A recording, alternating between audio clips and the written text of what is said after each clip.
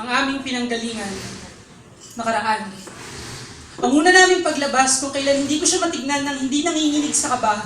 Ang una naming halik kung kailan napuno ng hangin, ng pangako, ang hangin sa pagitan namin halos biyakin nito ang daigdig sa dalawa. Ang hirap.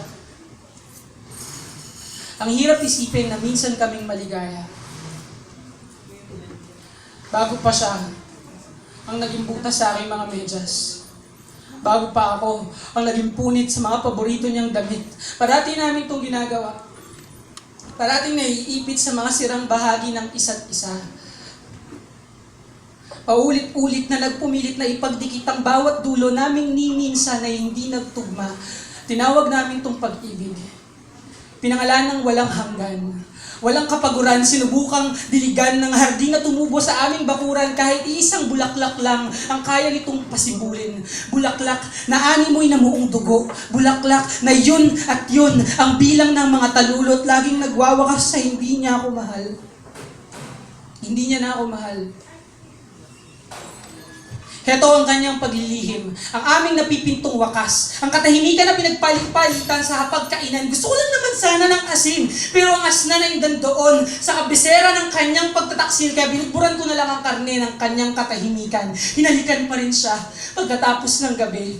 Hindi kasing pait ng inaasahan ng kanyang mga labi. Heto, ang mga alaala bago ang unos. Noong mga panahong hindi namin iniinda ang mga titig, ang mga mata na yon, na akala mo'y mga kamao, na kumakalampag sa aming mundo, nagpupumilit malaman kung sino kami at saan kami nabibilang ang mga gabi na yon, na ginawang karagatan ng aming mga kumot at pinalutang ang aming katawan sa laot, ang aming damdamin, humahampas sa dalampasigan ng pagdanasa. Heto, ang kung paano ko basahin ang kapalaran ko sa mga palad niya, kung paano hindi kami niligaw ng aming mga dila sa mapa ng aming mga katawan, at minahal namin ang isa't isa ng kaitindi, gumaspang ang aming lalamunan. Lahat ng gabing yon, ginugol ko sa pagkakabisa ng kanyang samyo at sinusumpa ko. Nakapiring man ay mahahanap ko siya sa karagatan ng mga tao. Hanggang ngayon, sa tingin ko ay kaya ko.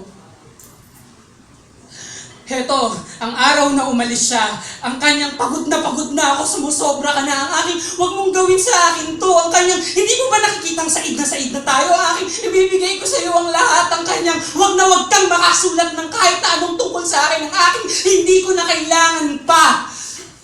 Noon pa man, ay isang tula na siya. Paulit-ulit sa aking sinasabi, naalalahanin lang ang maganda, ang mga tawa, ang tahanang binuo, ang paglalakad, paglalamyerda, pamimili ng sala at lamesa, minahal ko ang mabuhay sa piling niya. Pero nag-iisa lang yata ako sa sentimiento. Digmaan siya na natapos kong buhay, pero patuloy akong pinapatay. At sa sobrang paghanap ko sa kanya, hindi ko na makilala ang sarili kong mga kamay. Sumisid man ako sa laot para lunurin ang kanyang mukha. Kaya ahon pa rin ako sa lasa niya na uumay. Sabihin niyo, anong gagawin ko sa kaguluhang ito? Dahil tumigil na akong magbilang ng oras sa mga segundo, sa halip ay pagitan ng paghinga niya, ang binibilang ko, sarili kong dugo, ang naririnig ko kapag dinarama ko ang kanyang pulso. Sabihin niyo, dahil hindi ba't parating may salita para sa kahit na ano? Pero walang salita ang sasapat dito